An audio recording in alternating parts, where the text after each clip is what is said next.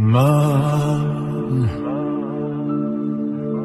خالی از عاطفه و خشم، خالی از خویشی و غربت، گیج و مبهوت بین بودن و نبودن. عشق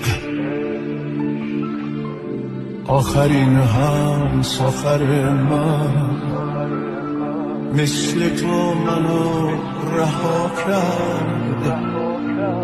حالا دستا مونده و تنهایی من. ای دری از من که بی خود مثل تو